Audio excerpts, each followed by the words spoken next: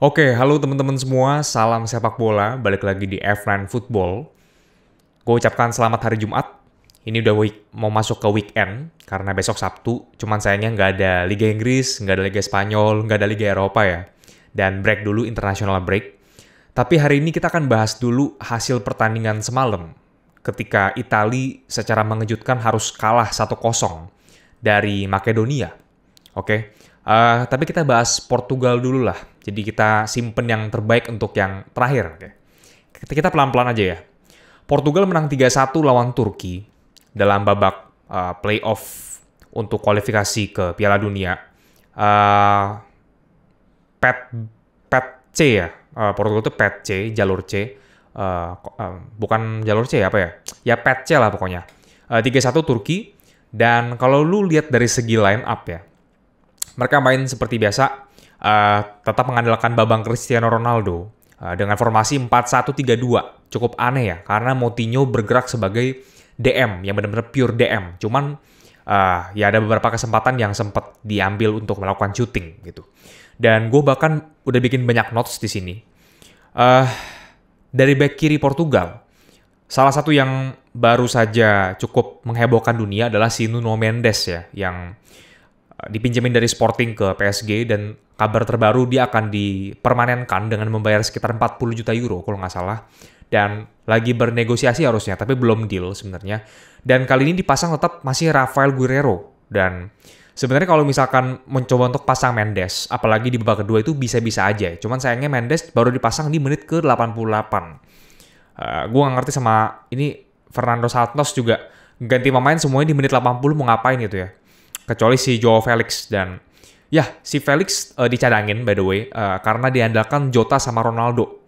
Nah, di sini gue juga, ya oke lah, Jota lu cukup baik ya performa di Liverpool ya. Tapi Felix juga sebenarnya nggak buruk juga di Atletico kan. Dan karena memang mainnya dua striker, jadi nggak dapat tempat si Felix gitu. Sementara di sayap kanan dipasang si Otavio. Pemain Portugal ini yang main di Porto, ya akhirnya membuktikan dengan 1 gol pertamanya. Dia cetak dari menyambut bola muntah dari sepakannya Joao Moutinho, nggak salah ya, kena tiang.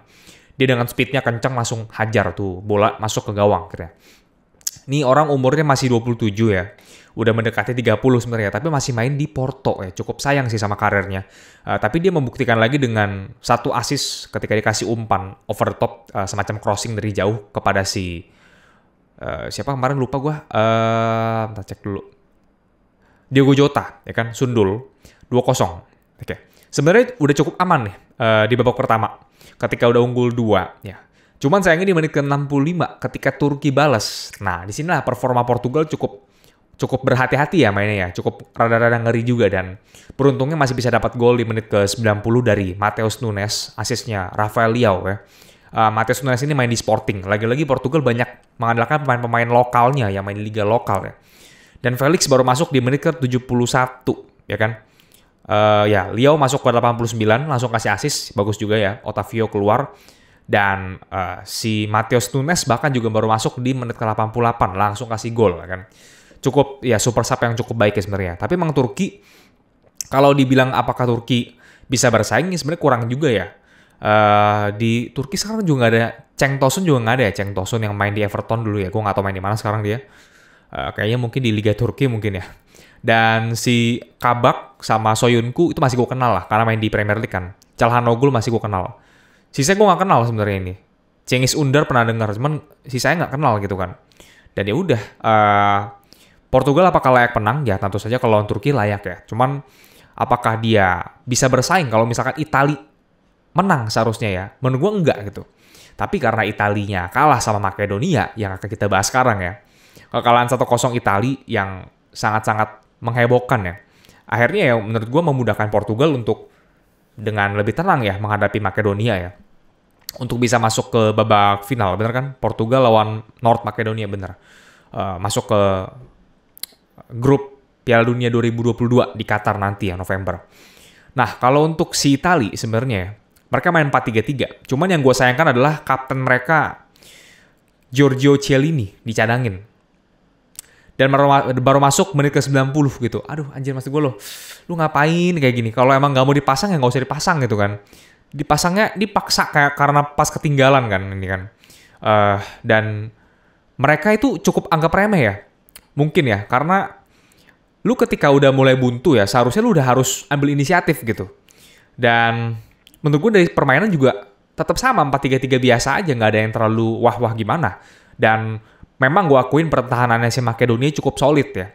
Solid banget karena Italia itu udah melepaskan 32 tembakan, ya kan?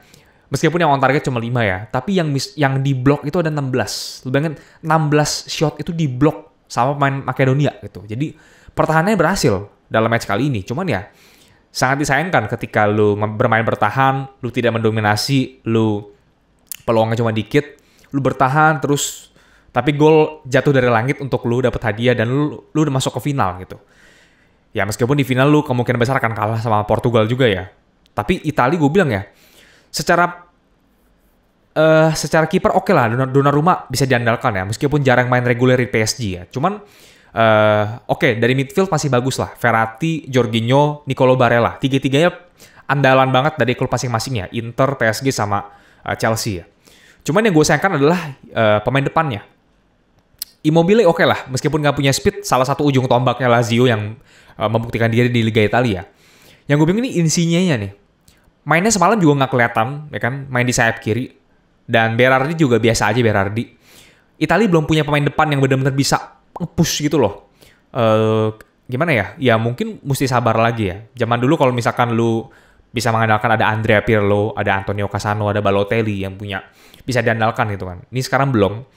Mereka gagal masuk ke Piala Dunia 2014, bahkan gagal lagi masuk ke Piala Dunia 2022 kan. Mereka gagal masuk ke 2018 dan 2022. Kalau 14 dia masuk yang insidensi gigit ini ya, Cielini ya. Tapi ya it's okay gue bilang, karena Portugal udah harusnya bisa masuk ya. Piala Dunia terakhir untuk Ronaldo dan Messi. Dan pada akhirnya bisa menutup masa-masa akhir karir internasionalnya Ronaldo di timnas Portugal. Oke teman-teman, sekiranya videonya sampai di sini dulu. Thank you buat yang udah nonton. Jangan lupa tungguin minggu depan kita akan lebih rutin lagi upload dan akan ada segmen baru ke depannya. Dan mudah-mudahan teman-teman support terus. Jangan lupa subscribe dan kita akan ketemu lagi di video berikutnya. Salam sepak bola. Bye-bye.